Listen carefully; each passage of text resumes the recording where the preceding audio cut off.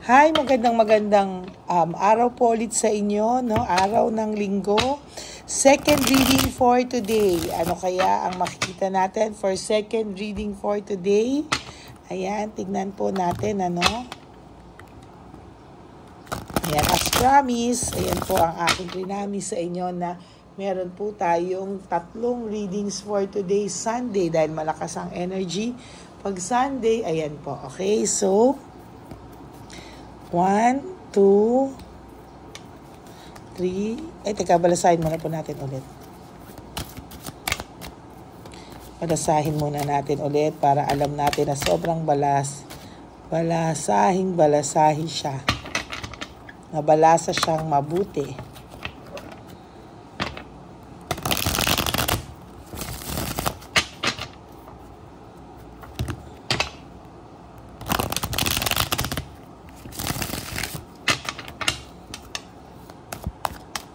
Yan. Gusto ko po talagang nabalasa siya mabuti. Okay, pili na po tayo ngayon ng 10 baraha. Okay. 1, 2, ito nakaangat na to, 3, 4, 5, 6, 7, 8, 9, and 10. Okay? Sorry po, gumalaw ang camera. Then, pili rin po tayo ng 10.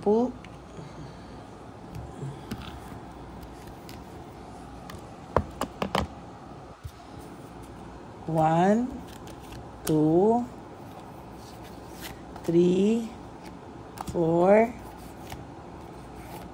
5, 6, 7, 8, 9, 10. Okay? Sorry po, gumagalaw. At ang 5 oracles natin, pili po tayo ng 5 oracles. No, balasahin din natin ang 5 oracles.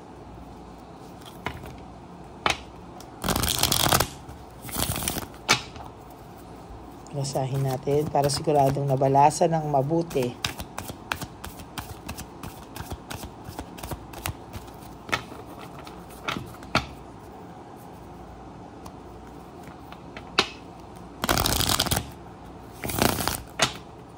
Okay.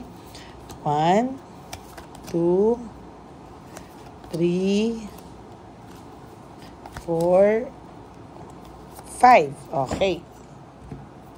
Tabi muna po natin dito.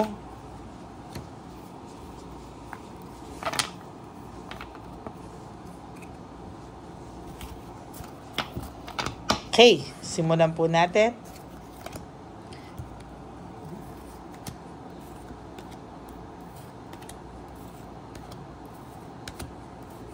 Araw po ngayon ng linggo, malakas talaga ang energy. Lalo na tayo ay nagre-recharge ng energy.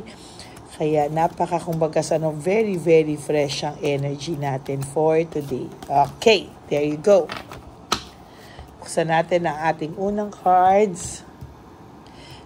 Meron po ako nakikita dito, no, na yung mga kasamahan niya nitong taong to, no, ay ikaw po ang gusto para dito kay Shokoy natin, ano. Ikaw po ang gusto nito at sa'yo po boto yung ibang mga kasamahan niya.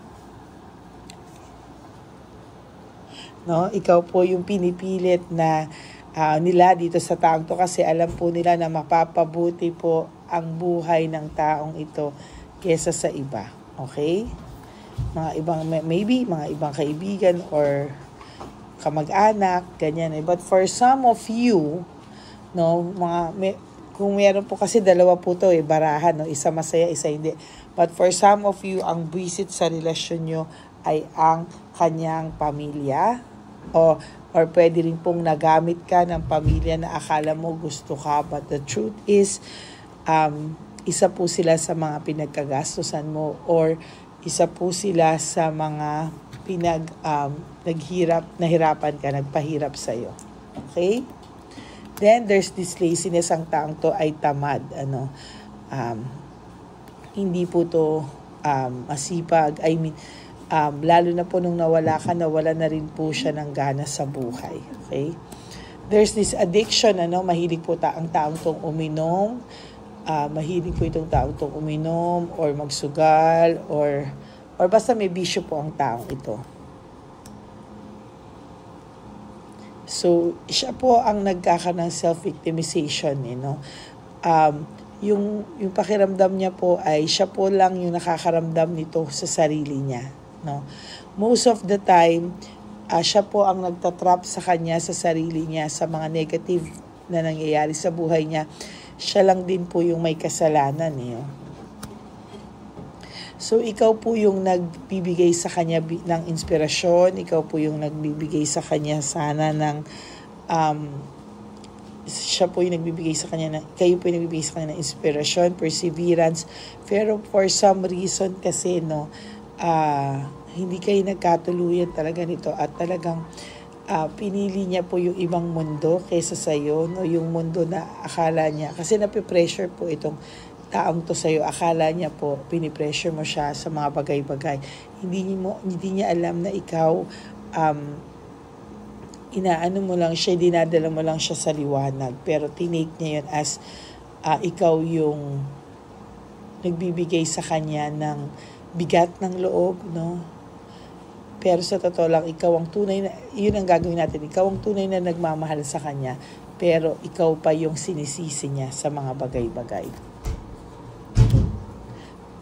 Malamang yung iba po sa inyo ay working abroad, at nasa long distance love affair, itong relasyon nyo, So mostly, talagang lahat hindi mo pinabayaan, Or kahit hindi rin kayo long distance love affair, basta hindi mo po pinabayaan yung mga gusto niya sa buhay, gusto mo, mga pangarap niya, sinuportahan mo po siya pero hindi niya po pinahalagahan. Hindi niya po binigyan ng direksyon. Lahat po naging conflict, lahat po parang ikaw lahat ang masama sa paningin niya. Okay? Pero the truth is, ikaw po talaga ang nagmahal sa taong ito. So, ang title po natin, pakialala, ang title po natin ay ikaw pa ang masama sa kanya, pero ikaw naman ang tunay na nagmahal sa kanya. Pakialala po yung title natin, ha? Ikaw pa po ang naging masama, pero ikaw pala ang nagmahal sa kanya ng tapat. Dati po yung buhay nito sa'yo ay napakasaya. There's a satisfaction. Napakasarap ng buhay. Lahat po talaga, sinasabi ko sa'yo, binigyan mo ng kulay. Talagang tinulungan mo po ang taong ito. There's this loss of opportunity. This loss of opportunity and missed chance. Ngayon, ang dami pong wala na sa kanyang wala na mga opportunity sa kanya, sinayang niya ng ganun-ganun lang. Okay? There's tension, imbalance, and broken commitment, Sayang po kasi, imbis na nagkaintindihan kayo, nagkaroon ng tension sa inyo ng babae ito, at talagang tuluyang lumayo sa iyo, Sa ngayon, talaga, nagsarili siya. Akala niya po kasi kaya niya. Ang pagkakamali lang, hindi. Lalo siya nagkaroon ng lack of resources, distraction sa buhay niya, nagka-letse-letse po ang buhay ng taong ito, lalo nung nawala ka sa tabi niya. Ikaw, tuloy pa rin ang victory and success mo sa buhay kahit na nasaktan ka, There's always victory for you. Hindi yan nawawala yung victory and success sa'yo. Lagi po nandyan pa din, Ayan, there's victory and success sa buhay mo. Kaya wag na wag ka pong matatakot because you are guided by the divine universe. Siya po patuloy ang kanyang self-pity, anxiety attack, at kung ano-ano pang mga negative vibes na nararamdaman niya sa sarili niya. Ikaw po ay, kung may anak ka, ikaw po ay isang mabuting nanay. Ginawa mo na pong ikaw ang tatay at nanay nito, There's recovery, clarity, and improvement sa buhay mo. Somehow, you are nakaka-adjust ka na po sa buhay mo without this person. Pero kahit ganun, lagi pa rin siyang nasa isip mo. Hindi siya nawawala sa isip mo. At talagang masasabi ko po na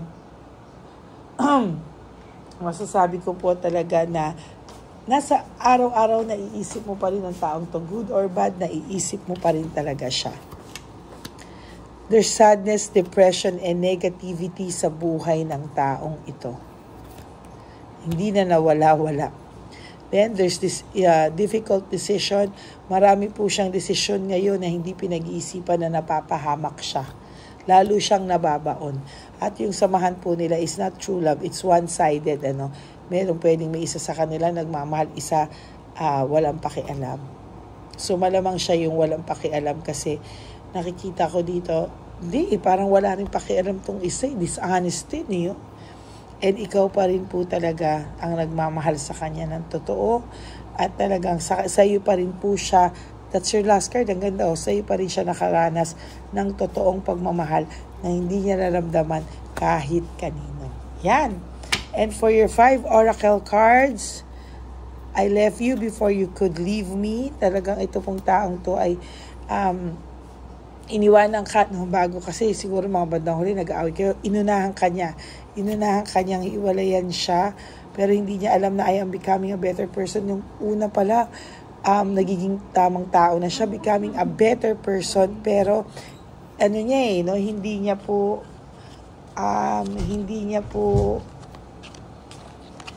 po pinahalagahan, Then you speak to me through music, sa lahat po ng naaalala ka niya. Sa lahat po talaga ng kanta na malapit sa inyo. I want us to be more than friends.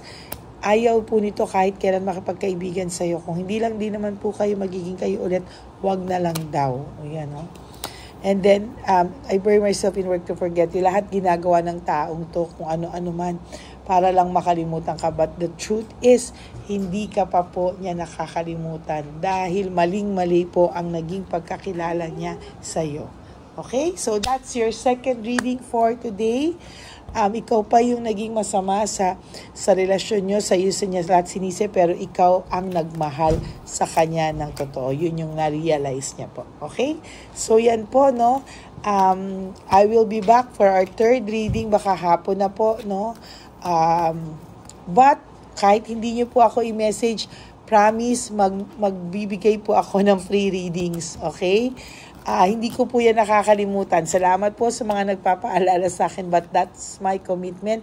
Kahit hindi nyo po sabihin sa akin, magbibigay po talaga ako ng free readings. Pero I appreciate at kinikilig naman po ako kapag hinahanapan nyo po ako ng free readings, kasi alam ko po, sorry nawala yung mic ko. Alam ko po na talagang gustong-gusto nyo po ng readings ko. Okay? So maraming salamat po sa inyo, to my lady friends, family, and subscribers. Thank you so much from the bottom of my heart. At hindi ko po yun kakalimutan, lahat kayo. Lagi ko po kayong naaalala, kahit nasaan ako, at alam ko na kailangan nyo ng private, ng general reading. And for those of you who wants to have a private reading with me, you can always message me at Lady Lee Elena. Nandito po yan sa end ng video natin. So, doon nyo po ako makikita o makakausap, or pwedeng nyo akong i-message doon. That's Lady Lee Elena. That's Ladyly Elena. Ayan. Sasagot po ako sa inyo. Hindi man ako makasagot agad-agad. But I promise to answer you within the day. Okay? So, yan po, Maraming salamat. I will all see you again for our third and final reading for today. Malay nyo po, may bonus pa pag hindi pa ako masyadong pagod. Okay? So, thank you so much, and may you have a blessed Sunday ahead of you. Good morning, everyone. So, bago pa lang to, anong oras na ba? Yan, maaga-aga pa rin, kahit na So, dahil meron akong free time, so ulit ako sa inyo. Okay? So, God bless you and have a blessed Sunday. Bye-bye!